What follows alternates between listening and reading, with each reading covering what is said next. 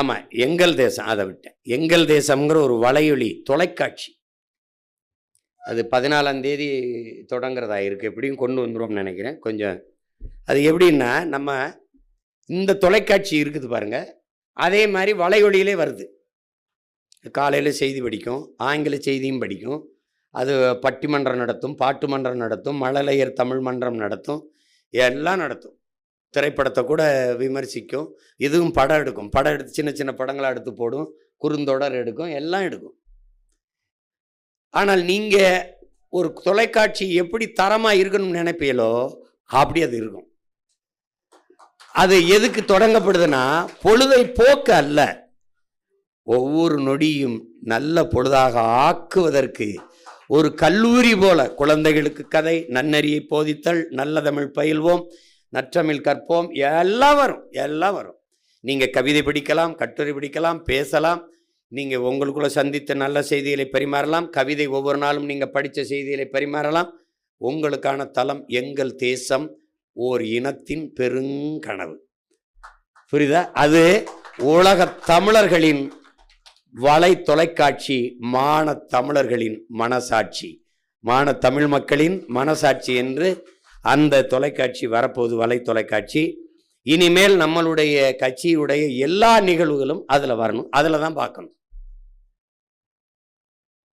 எங்கள் தேசம்னு இருந்தால் தான் பார்க்கணும். சும்மா எவன் போட்டாலும் போட்டு பார்த்துக்க கூடாது. பல லட்ச ரூபாய் பிச்சை எடுத்து கடனை வச்சு, அன்னைக்கெல்லாம் என் காயில் வந்து போய் நகையை போய் அடமானம் வச்சு காசு கொடுத்து கொண்டாந்து கொடுத்தேன். இந்த எந்திரத்தை வாங்கடா டே பண்ணுறான்னு. அதுக்கு வட்டி 2 மடங்காக கேட்டிருக்கு. இப்போ எங்கே போய் கட்டுறதுன்னு தெரியல. இப்போ அதை வந்து எப்படின்னா, நம்ம ஒவ்வொரு கருவியும் வாங்கி பார்த்து பார்த்து தரமாக செய்கிறதுக்கு கொண்டு வருது. நாங்கள் இங்கே உயிரை கொடுத்து பண்ணிக்கிட்டு இருக்கும்போது எவனோ ஒருத்தன் போடுறத முதல்ல பார்த்துட்டா நம்மது சரியாக வராது. நாம் தமிழர் பிள்ளைகள் பணிக்கணும், எல்லாருக்கும் கடத்தணும். எங்கள் தேசத்தில் தான் நம் கட்சியை பற்றி செய்திகள் வரும். நம் கட்சியுடைய போராட்டமோ, குருதி கொடை கொடுக்குறதோ, சுற்றுச்சூழல் மரக்கன்று நடக்கிறதோ, நம் பிள்ளைகளுடைய பேட்டி ஈட்டி ஆர்ப்பாட்டம் எல்லாம் அதில் வரும். இனிமேல் எந்த தொலைக்காட்சி காட்டலைங்கிற கவலை உங்களுக்கு இல்லை. உங்கள் தொலைக்காட்சி உங்களை காட்டும். நீங்கள் அதை பற்றி கவலைப்படாது. என்ன அது போன தடவை செய்ய வேண்டியது. என் தம்பி சிவா கிட்ட கேட்டேன், எவ்வளோடா? 1.5 கோடி நான் படுத்துட்டேன். அப்படிதானடா?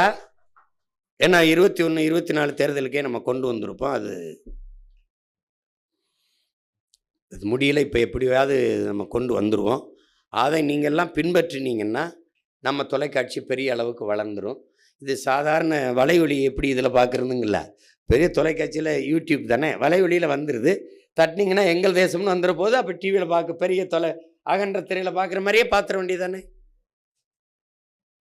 என்னடா இப்படி நம்ம தொலைக்காட்சி இவ்வளவு சிறப்பாக நிகழ்ச்சிகளை செய்துன்ற அளவுக்கு உங்களுக்கு கொண்டு வந்துடும் பாருங்க.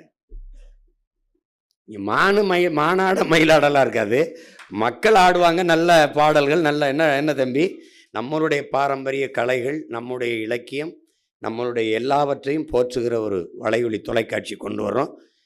எங்கள் தேசம்ங்கிறத நீங்கள்லாம் கவனத்தில் வச்சு எங்கள் தேசத்தை பார்க்கணும். எல்லாருக்கும் இது பண்ணுங்க. அதை